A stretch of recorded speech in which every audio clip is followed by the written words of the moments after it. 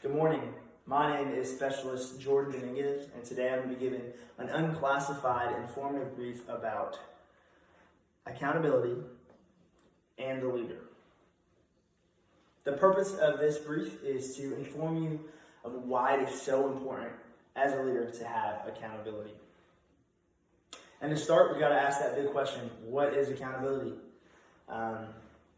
Cambridge Dictionary defines it as the fact of being responsible for what you do. And in the Army, that is 100% true. However, it takes it a little bit further. There are three types of accountability. The first one is knowing where your soldiers are. The second one is keeping each other squared away. And the third one is that Cambridge Dictionary definition, and that is owning up to your responsibility. So first, knowing where your soldiers are. So us as NCOs, we gotta know where our soldiers are. And how can we do that?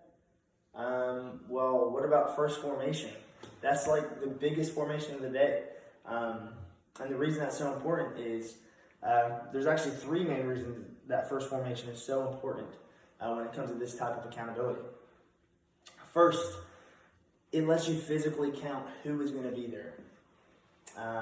It also shows you who's mentally there.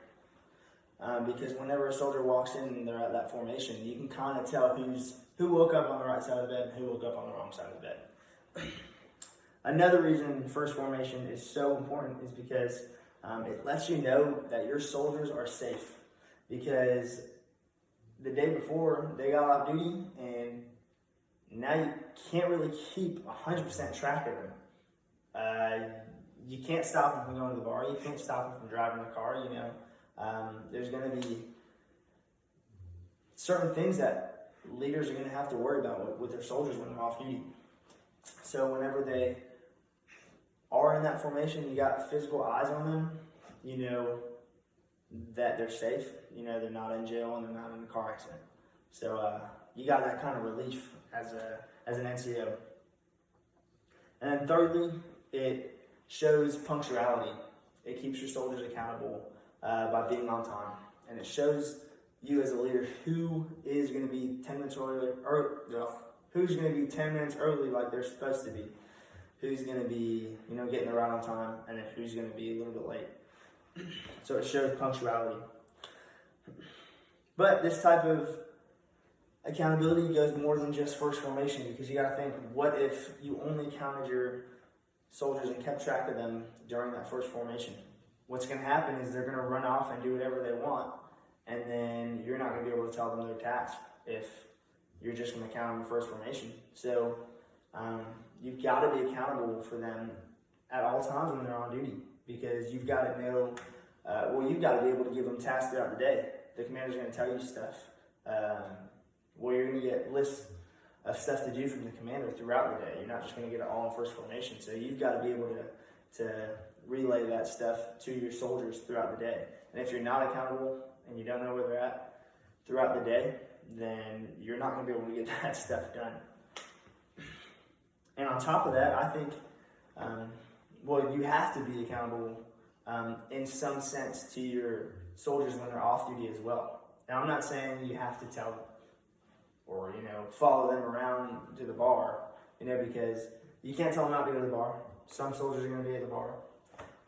But what you can do is be the kind of NCO who your soldiers are going to be comfortable enough with to call you when they're at the bar. And, if they're in some kind of sticky situation, they'll call you and you'll be able to pick them up and help them out there. So you got to kind of always check in on your soldiers, make sure they're okay even when they're off duty. The second type of accountability is keeping each other squared away. And I love this one because, it goes along with that saying, iron sharpens iron. So it keeps everyone on their best game, I guess. So, for example, let's take PT and height and weight. A lot of times soldiers will fail those two things. And when they do fail those, they kind of get into this cycle of, trying to work out, and maybe they'll work out one day, and then the next day they'll wake up and they'll think, oh, I'll rest today, and I'll take the day off, and I'll work out tomorrow real hard. And when you're alone and you're doing that by yourself, that's a really easy cycle to fall into, and it's really, really easy to fall behind when it comes to working out. However, when you have an accountability buddy, or I guess in the Army it'd be accountability NCO or fellow soldier, they can text you, send you workout schedules, or even set up dates to work out with you and kind of push you and nudge you along as you're working towards passing that PT test or passing your height and weight. On the contrary, though, it also works for the NCO, because us as NCOs are going to have to, we're going to be looked at as the example. We're going to have to tell our soldiers when they got to get better at PT. And who are we as NCOs to be super out of shape and then try and tell someone else, hey, you got to be in better shape, even though I'm out of shape? So we've got to be on top of our PT at all times. And us, by keeping our soldiers accountable, it's going to also keep us accountable and us physically ready at all times. Now, this goes beyond just PT and height and weight.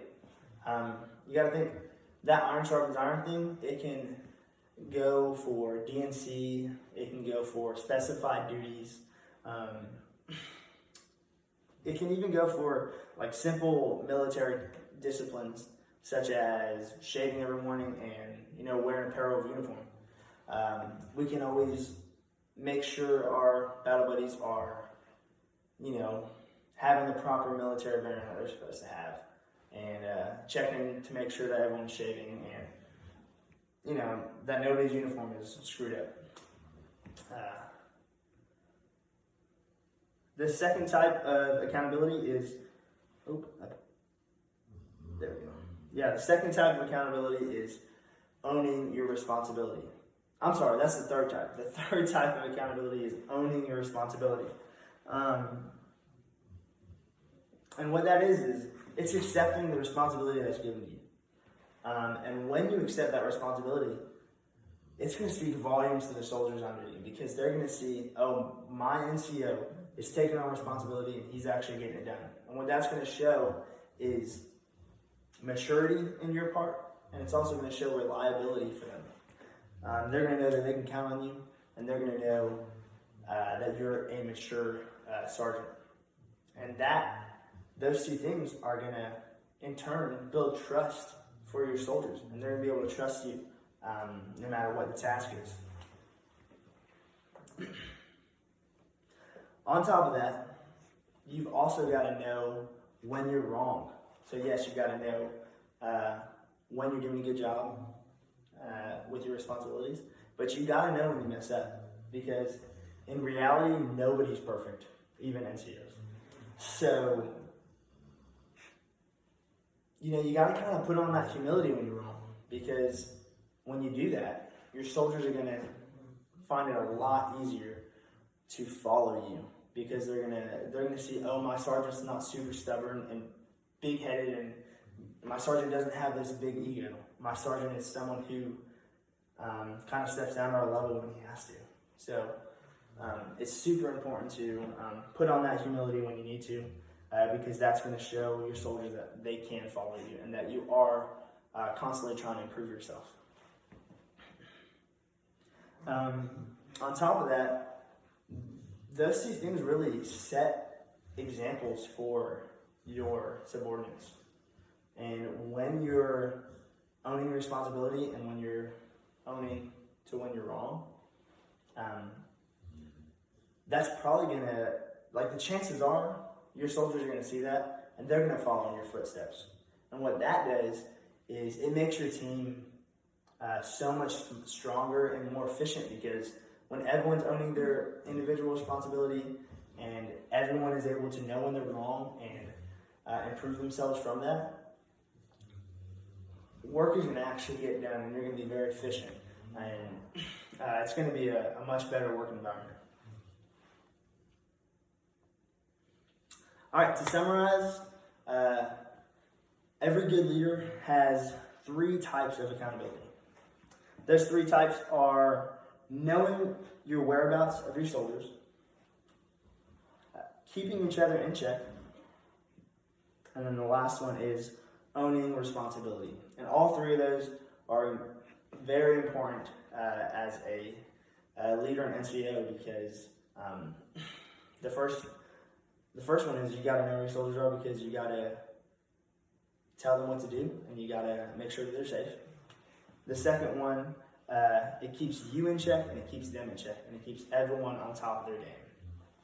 And then that last one, it's going to build your team. It's going to build your trust when you're owning that responsibility, and it's going to make your team stronger and better. So every single good leader is going to have those 3 types of accountability. Are there any questions at this time? All right, that concludes my brief.